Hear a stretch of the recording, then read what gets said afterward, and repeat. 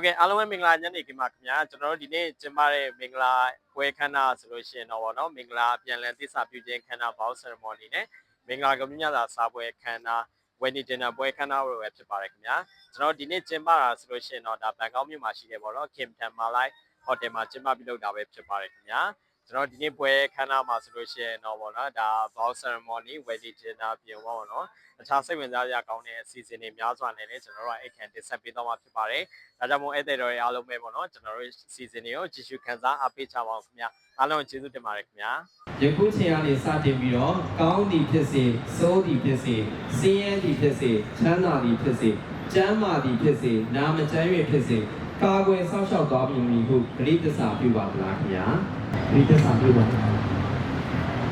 ဟုတ်ကဲ့ပါ။ဒါဆိုလို့ရှိရင်တော့မင်္ဂလာသတို့ပြီးမတ်ထထံဝင်အောင်ယခုချိန်ကနေစတင်ပြီးတော့မင်္ဂလာသတို့သားမောင်နေညံဝင်းအားတရားဝင်ခင်မောဖြစ်တိမှတ်ပြုပါဗလား။ယနေ့မှစ၍ကောင်းသည်ဖြစ်စေဆိုးသည်ဖြစ်စေဆင်းရဲသည်ဖြစ်စေချမ်းသာသည်ဖြစ်စေကျမ်းမာသည်ဖြစ်စေနာမကျမ်း၍ဖြစ်စေပြီးတော့မင်္ဂလာရှမ်ပိန်ကိုဖွင့်ဖောက်ပေးပါအောင်ခင်ဗျာ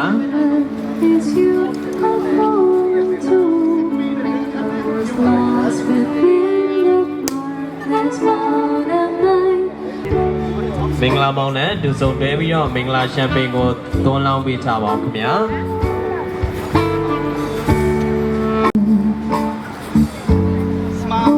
ဟုတ်ကဲ့ပါပြီးလို့ရှိရင်လေကျွန်တော်တို့တွေအားလုံးအတူတူမင်္ဂလာမောင်နှံစုံနဲ့